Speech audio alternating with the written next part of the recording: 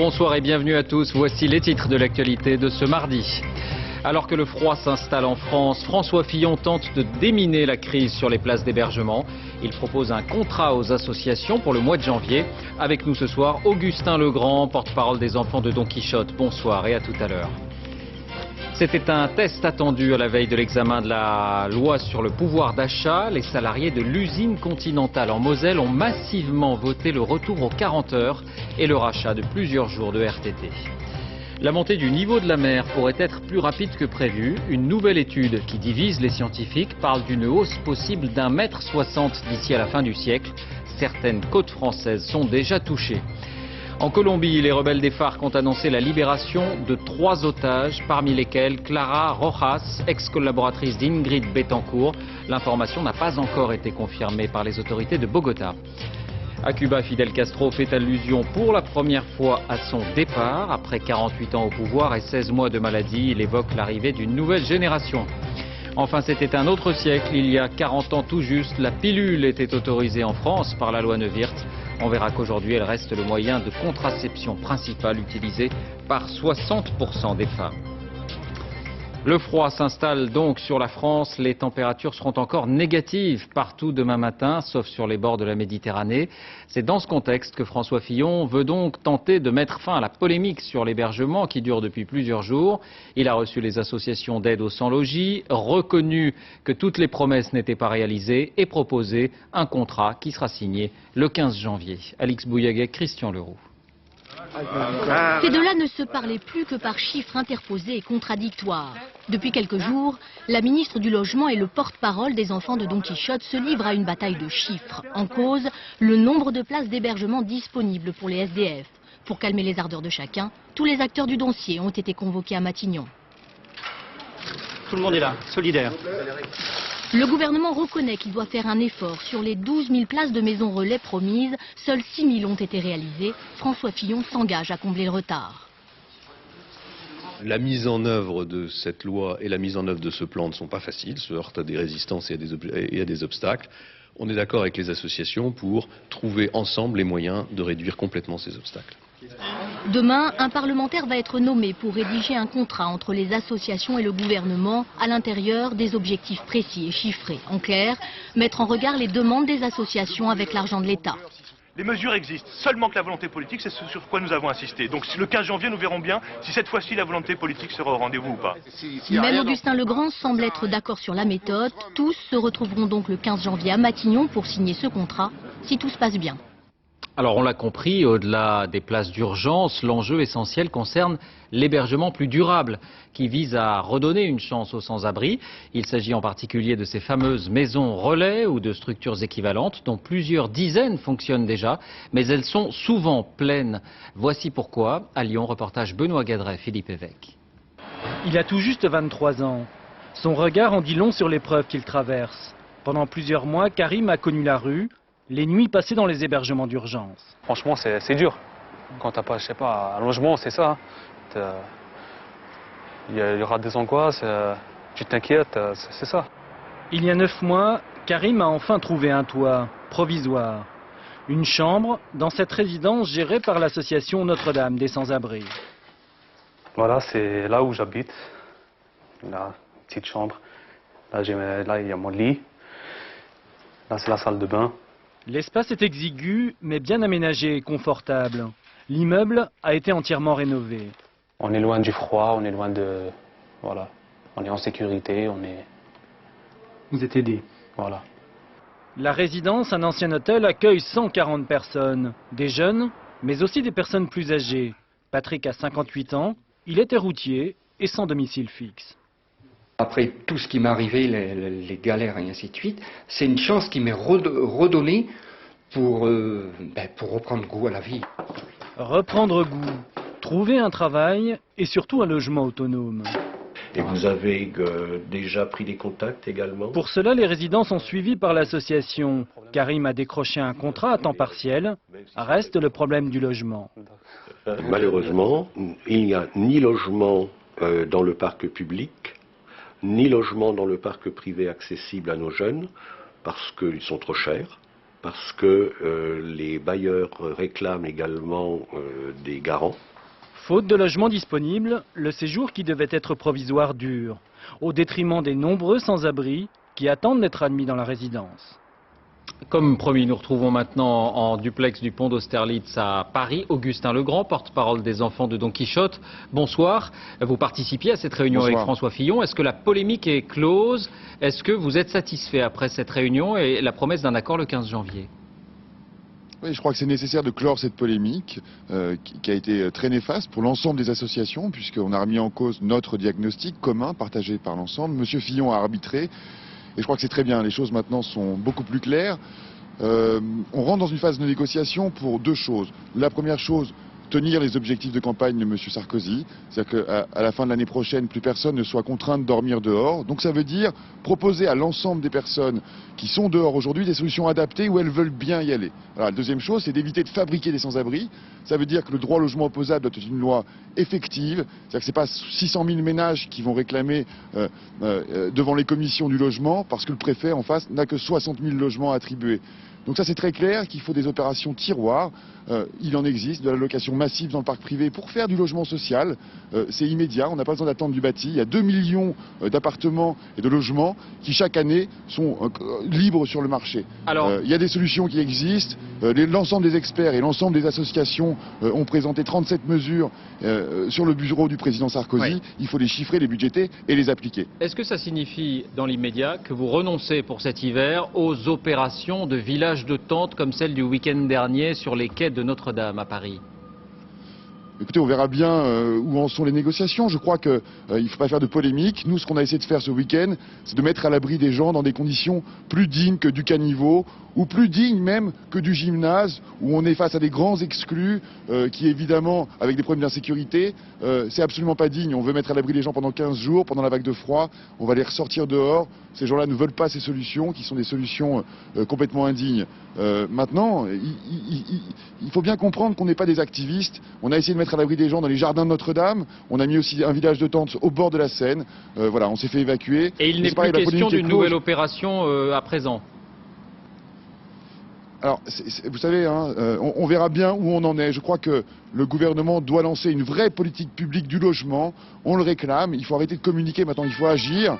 Les Français sont très attentifs. Vous savez, il y a un Français sur deux qui a peur de devenir sans-abri.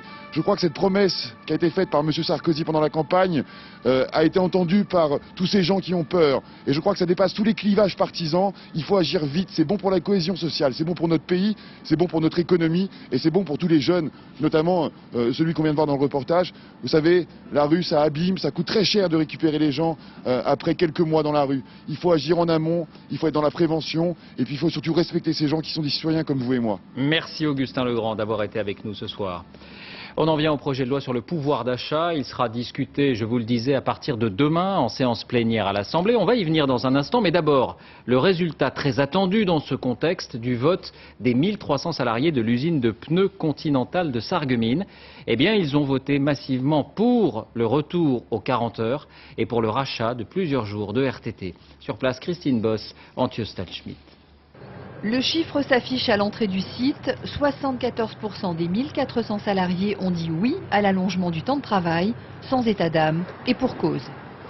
Bon, de toute façon, ils avaient été très clairs avec nous. Hein. Si le oui ne sortait pas, je pense qu'on n'aurait pas duré 2 ans de plus, quoi. De toute façon, on n'avait pas trop le choix. Hein. C'était ça ou on fermait bientôt.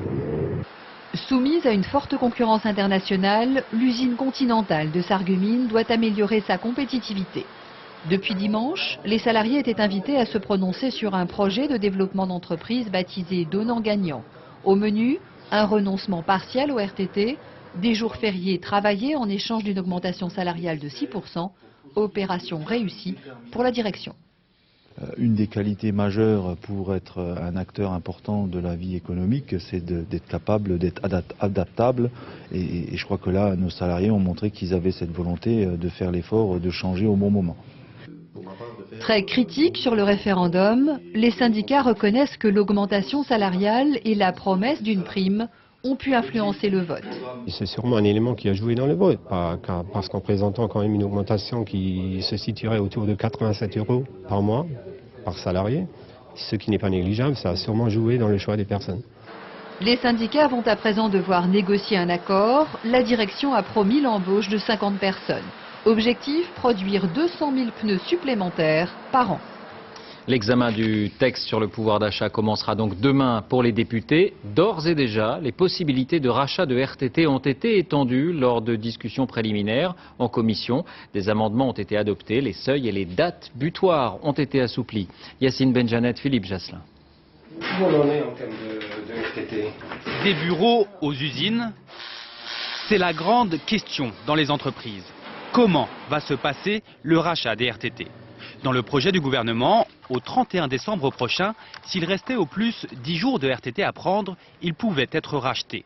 Les députés de la majorité veulent aller plus loin.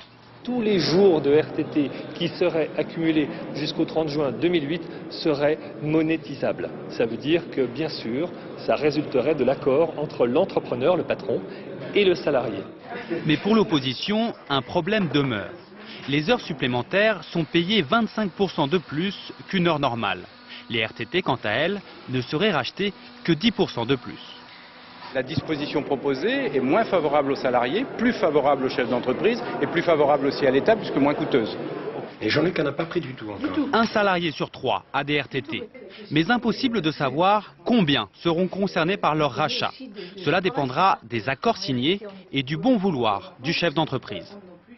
Toujours dans l'actualité sociale, cette dernière minute, les syndicats de fonctionnaires qui étaient réunis ce soir viennent de décider d'une grève le 24 janvier prochain, donc dans un peu plus de 5 semaines. Grève pour les salaires. Hier, on l'évoquait, le gouvernement a refusé toute augmentation générale des salaires. Des images signées Arnaud Wüst. Grève donc à l'appel des syndicats de fonctionnaires. Ce sera le 24 janvier. Économie et justice, avec une affaire sans doute révélatrice d'un climat. Vous vous souvenez certainement de cette stagiaire chinoise soupçonnée d'avoir joué les espionnes dans l'entreprise Valeo il y a 2 ans. Eh bien, le tribunal a rendu son jugement aujourd'hui. La jeune fille a certes été condamnée pour avoir téléchargé un fichier confidentiel, mais elle est blanchie de tout soupçon d'espionnage. Sa nationalité chinoise avait sans doute joué contre elle. Olivier Caroff, Marie Cazot. Une Mata-Hari déguisée en stagiaire, une pilleuse de matière grise. Il y a 2 ans, son visage symbolisait le péril de l'espionnage industriel.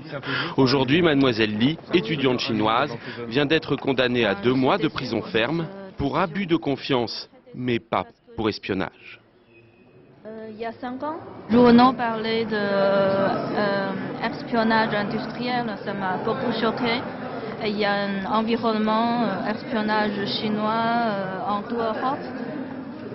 Moi, je trouve qu'il ne faut pas peur de la Chine. Mai 2005, dans ses locaux de l'entreprise Valeo, Lily est en stage. Soudain, l'entreprise porte plainte contre elle. Copie de dossiers ultra confidentiels, destruction de données. Elle va passer 53 jours en détention provisoire. Ce sont des données très confidentielles, auxquelles d'ailleurs la stagiaire n'avait pas régulièrement accès. Et le site de la Verrière nous a dit, nous dit-on, est un site ultra sensible.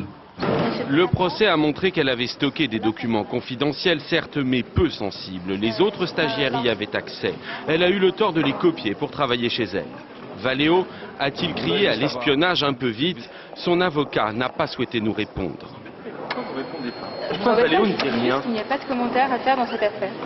L'université de Compiègne, où mademoiselle Li fait ses études, ne lui a jamais retiré sa confiance. Il y a quelques semaines, elle a reçu son diplôme. Le parrain de sa promotion, le patron de Valeo, qui s'est décommandé juste avant la cérémonie. La justice encore, c'est confirmé. Le tueur en série Francis Holm a bien bénéficié d'un non-lieu dans le double meurtre des 2 garçonnets de Montigny-les-Metz il y a 21 ans.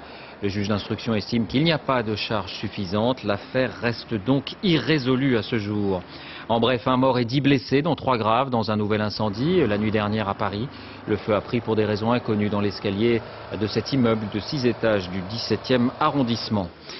Une nouvelle étude sur la montée du niveau de la mer. Elle indique que les prévisions réalisées jusque-là sont peut-être trop optimistes. La fonte des glaces au Groenland, très difficile à prévoir, pourrait entraîner une hausse d'1,60 m d'ici à la fin du siècle. Ce travail divise les scientifiques. La France, en tout cas, pourrait reconsidérer le risque pour son littoral. Gilles Marinet, Marie Cazot. Un paysage et des animaux menacés de disparition. Selon les travaux publiés par des scientifiques allemands, britanniques et américains, la Camargue pourrait être recouverte par les eaux d'ici la fin du siècle, et cela jusqu'aux portes de la ville d'Arles. En étudiant les vestiges laissés dans le sol pendant une période de réchauffement il y a 120 000 ans, les chercheurs en ont déduit que le niveau des océans monterait d'1,60 m d'ici 2100. Il est clair que sur la France, une montée de 1,60 m, ça serait extrêmement inquiétant. Peut-être moins inquiétant que pour nos voisins britanniques ou hollandais, où par ailleurs en plus le sol descend. Bon, chez nous, on n'a pas heureusement ce problème-là. Il n'empêche, en plus de la Camargue, une partie des côtes du nord de la France, de la Manche et de l'Ouest Atlantique serait recouverte. En France, des dizaines d'études sont en cours pour trouver les meilleurs moyens, comme ici dans le nord, de contrer la montée des eaux. Il n'y a pas de réponse globale, chaque portion de côte a ses particularités. Le temps presse, tous les scientifiques en sont d'accord, la fonte des calottes glaciaires s'accélère bien au-delà des prévisions. Et précisément, Nicolas Sarkozy s'est rendu en Camargue aujourd'hui pour réaffirmer qu'il tiendrait les engagements pris lors du Grenelle de l'environnement. Le président de la République, accompagné de Jean-Louis Borloo, en a profité, vous le voyez, pour faire un tour à cheval. Image signée Stéphane Guillemot. Une autre région est non seulement menacée, mais déjà touchée. Il s'agit de la Guyane. La montée des eaux là-bas a déjà englouti plusieurs maisons de la commune de Rémire. Reportage Alban Mikosi avec les équipes de RFO Guyane. C'est le quartier résidentiel de Cayenne. De jolies maisons avec une vue imprenable sur l'océan Atlantique. Une vue imprenable, c'est certain, durable, ça l'est beaucoup moins. Jour après jour, l'océan grignote inexorablement, même à marée basse. Du petit restaurant ouvert en 2005, il ne reste que des ruines. Il y a 15 jours, c'est la maison des Bonnes Sœurs qui a basculé. Ces photos témoignent de la brutale montée des eaux. Pour les riverains, c'est l'angoisse, d'autant que le phénomène semble s'accélérer. Claude Pavlovski vit ici depuis toujours. Sa maison est désormais en première ligne. Régulièrement, il a recours au service d'une société de terrassement. La pelleteuse construit une digue de sable qu'il faut sans cesse remonter. Je donne à manger à la mer. Je lui donne du sable, elle adore ça. Cette partie de sable qu'on est en train de faire mettre par un engin, comme vous voyez, sert à ce que la mer puisse... Donc je me répète, manger ce sable avant d'attaquer le terrain, parce qu'elle en a déjà assez pris, assez comme ça, hein, on a déjà perdu plus de 50 mètres, ça suffit. À l'origine du phénomène, la montée des eaux de la planète, doublée de l'érosion accélérée de la baie. Les anciens se souviennent de la mangrove qui s'étalait sur plusieurs centaines de mètres. En 25 ans, elle a totalement disparu, et la plage avec. Les vagues lèchent les maisons, et les travaux de protection vont coûter cher. Les propriétaires appellent l'État au secours. Nous avons quand même des retraités qui n'ont pas les moyens de faire ces travaux. Donc on demandait donc au préfet de nous débloquer des fonds d'urgence. Le problème, c'est que l'État ne peut pas faire grand-chose. Renforcer tel point du littoral avec des rochers, c'est en désigner d'autres à la colère des océans. La préfecture de Guyane va donc faire réaliser une étude d'urgence. Je sais bien qu'il y a une urgence, je sais très bien qu'il y a des gens qui ont peur, qui sont dans une situation difficile, mais il nous faut vraiment un minimum d'expertise, un minimum d'analyse pour pouvoir progresser sur ce dossier. Avec 320 km de littoral, la Guyane n'échappe pas aux conséquences de la montée des océans. 90% de la population vit au bord de mer, autant dire que les prochaines grandes marées prévues ici la veille de Noël sont observées avec inquiétude. À l'étranger, d'abord la Colombie, on l'a appris il y a moins d'une heure et c'est peut-être un signe d'espoir. Les rebelles des FARC ont annoncé la libération de 3 otages parmi lesquels Clara Rojas, ex-collaboratrice d'Ingrid Betancourt, et le fils qu'elle a eu lors de sa détention. L'information n'a pas encore été confirmée par les autorités de Bogota. Renaud Bernard. Voici Clara Rojas, à gauche sur l'écran, à côté d'Ingrid Betancourt. C'était quelques jours avant leur enlèvement. La dernière preuve de vie de la directrice de campagne d'Ingrid Betancourt remonte à juillet 2002. La voici, elle était restée silencieuse aux côtés de son amie. Selon l'agence de presse cubaine, les FARC, les forces armées révolutionnaires de Colombie, viennent de décider de libérer Clara Rojas, mais aussi son fils, Emmanuel, né dans la jungle après son enlèvement, ainsi que la parlementaire Consuelo González. Tous les 3 seraient remis au président vénézuélien Hugo Chávez à Caracas. Pour les FARC, c'est une réparation pour les familles des otages après que le président Uribe ait mis fin à la médiation d'Hugo Chávez. Ingrid n'est pas encore libre pour autant. Le président français est mobilisé, la communauté internationale aussi. On n'a plus rien d'autre à attendre. C'est parti. Mis à part l'agence de presse cubaine, la nouvelle de cette triple libération n'a pas été confirmée par les autorités colombiennes ou vénézuéliennes pour l'instant. Et à l'instant, les FARC font savoir qu'elles jugent inacceptable la zone de rencontre proposée par le président colombien Uribe. Alors nous sommes en ligne avec Fabrice Deloy. Merci d'être avec nous. Vous êtes l'ex-mari d'Ingrid Betancourt. D'abord, est-ce que vous prenez cette information au sérieux, car elle n'a pas encore été confirmée par les autorités colombiennes? Oui, a priori, je la prends au sérieux parce que c'est tout à fait, d'après le libellé de ces informations, c'est tout à fait le langage qu'utilisent les FARC normalement. Donc il faut vérifier, bien entendu, mais elle est sérieuse, je crois. Vous connaissez vous-même Clara Rojas?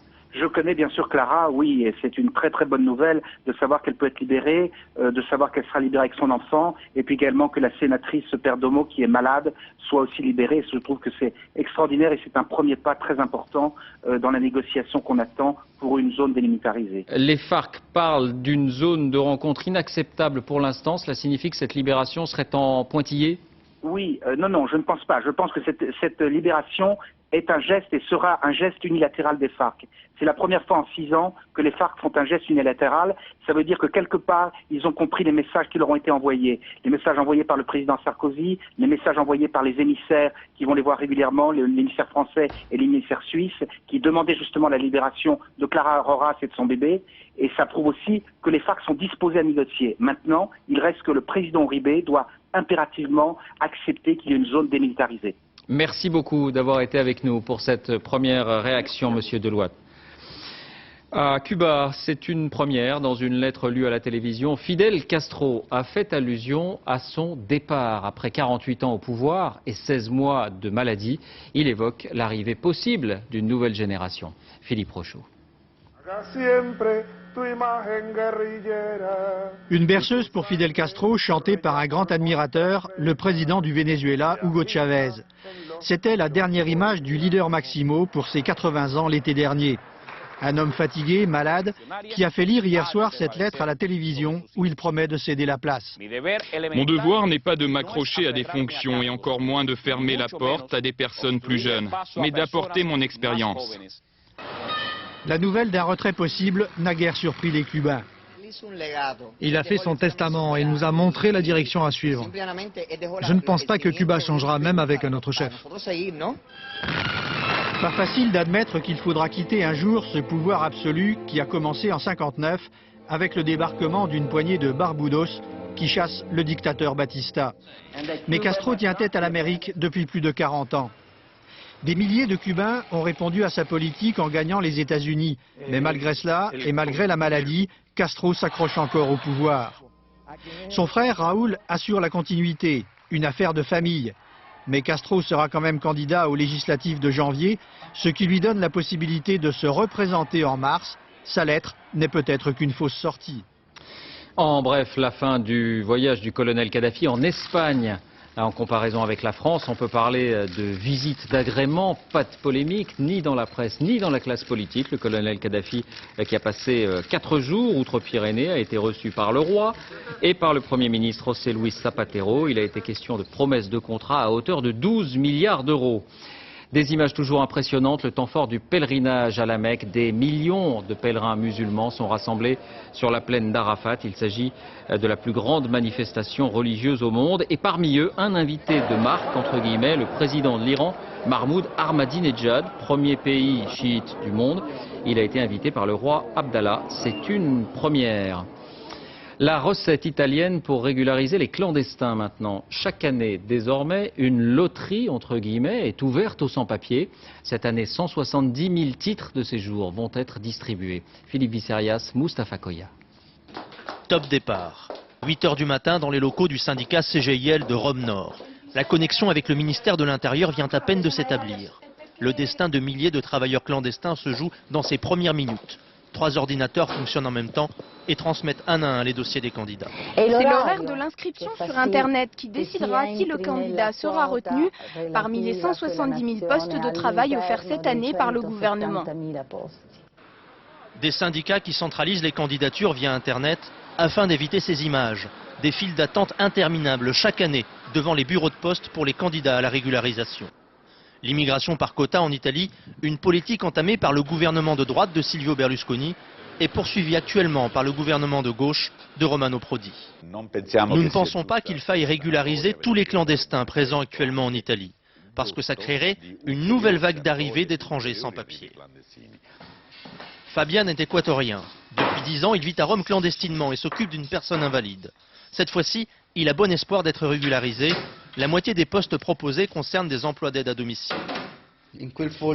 Sur mon dossier de candidature repose tout mon espoir et mon avenir. Certes, c'est une loterie, mais elle pourrait bien me porter chance. Fabian devra attendre 40 jours avant de savoir s'il fait partie des 170 000 dossiers sélectionnés par l'ordinateur du ministère de l'Intérieur. Ce matin, les fonctionnaires de ce ministère ont précisé qu'ils n'utiliseraient pas les données fournies par les candidats afin d'expulser ceux dont le dossier sera refusé. Rien qu'entre samedi dernier et aujourd'hui, 519 000 travailleurs clandestins se sont déjà portés candidats pour être régularisés. De quoi donner une idée de l'ampleur du phénomène de l'immigration clandestine en Italie. Aux États-Unis, un nouvel État abolit la peine de mort. Il s'agit du New Jersey.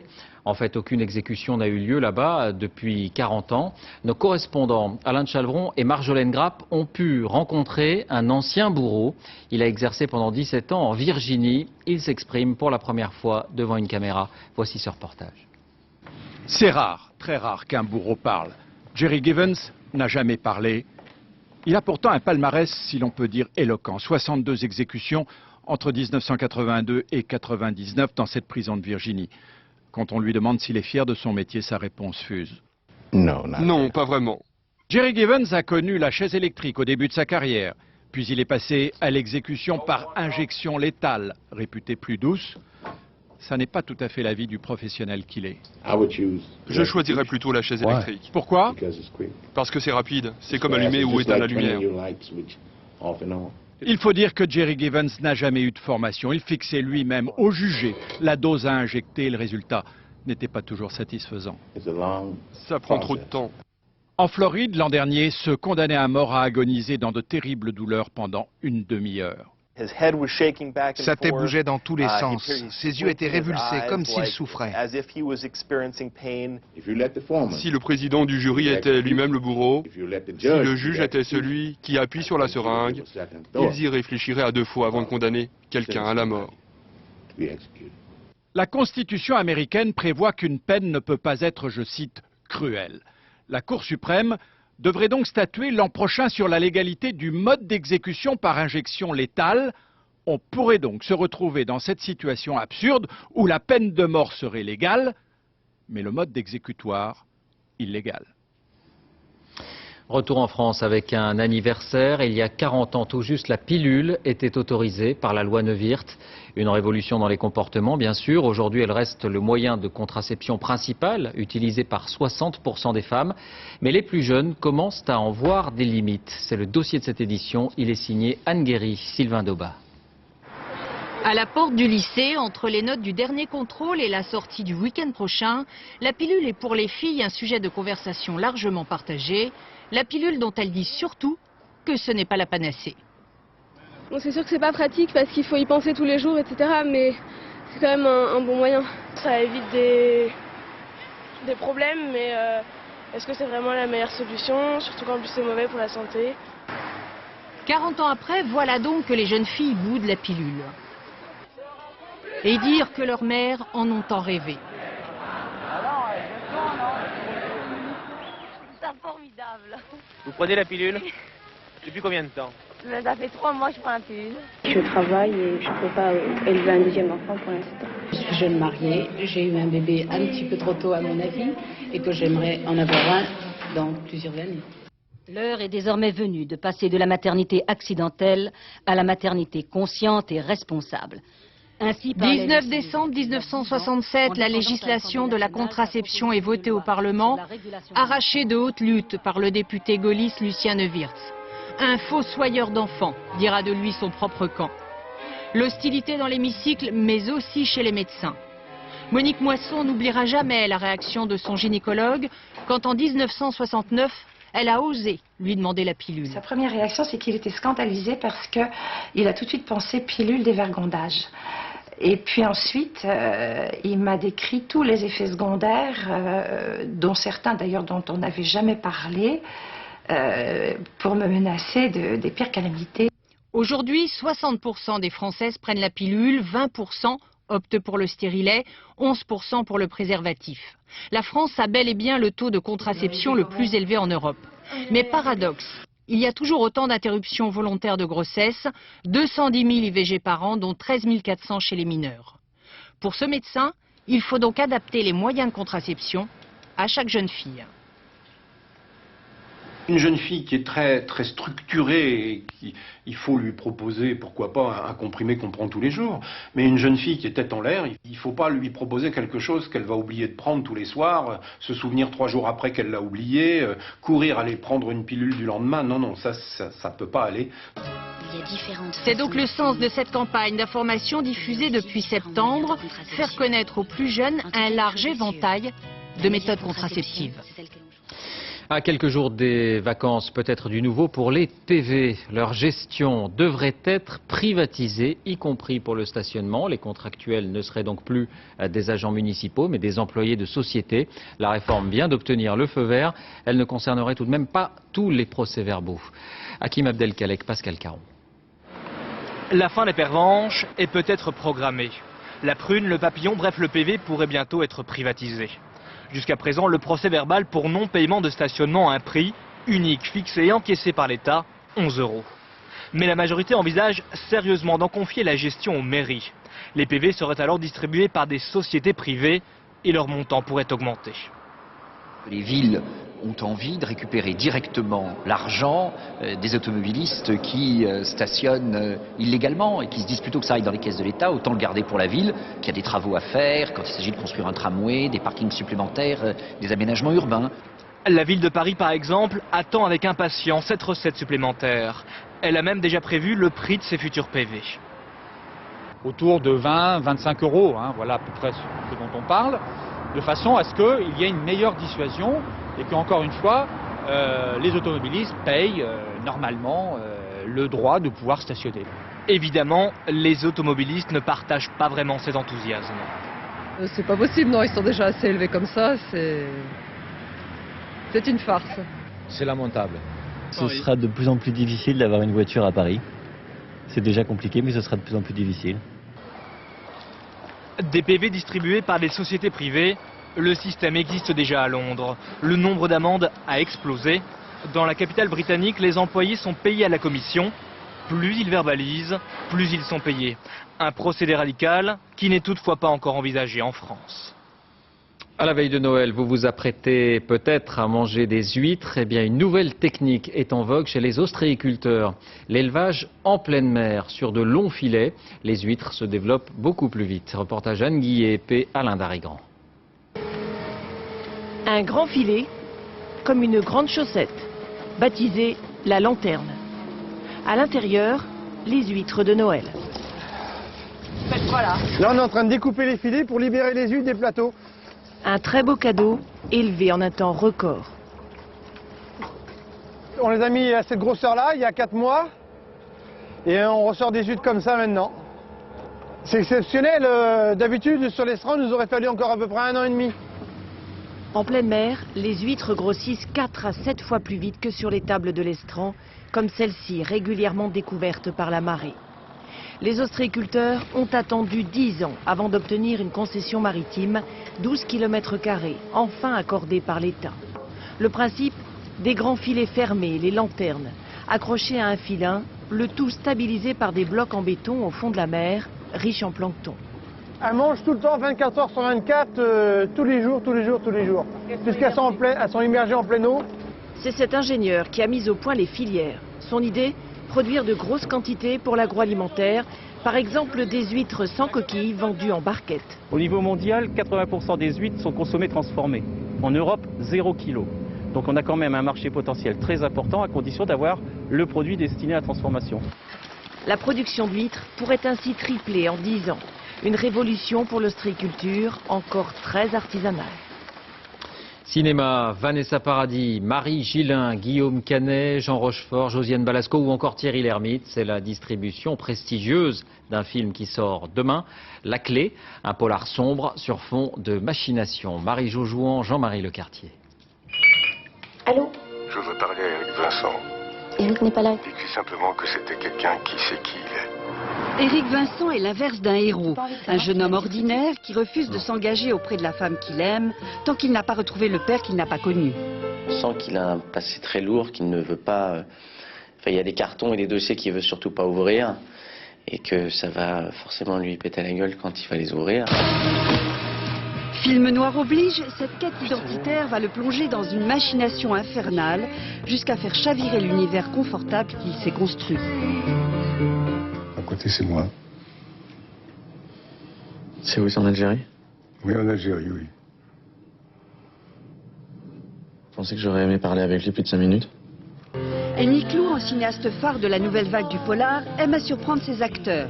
Sur le plateau, ni moteur, ni action, la caméra est en alerte pour saisir la moindre émotion.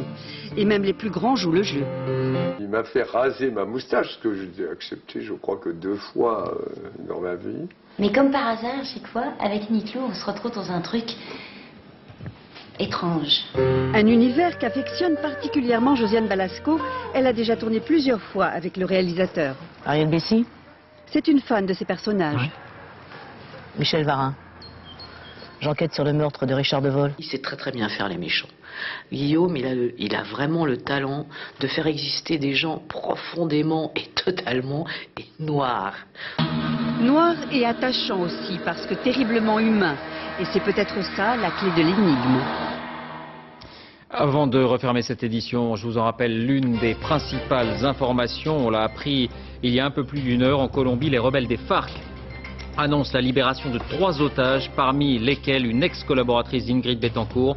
Il y a quelques instants, son ex-mari Fabrice Deloy nous indiquait qu'il prenait l'information au sérieux et y voyait un signe positif et inédit depuis 6 ans. C'est la fin de ce journal. Merci de l'avoir suivi. Tout de suite la météo, Nathalie Riouet, 20h50, Le silence de la mer, un téléfilm adapté de la célèbre nouvelle de Vercors. À demain.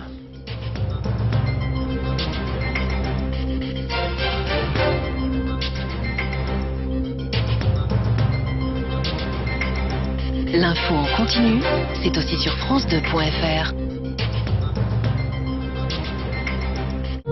Votre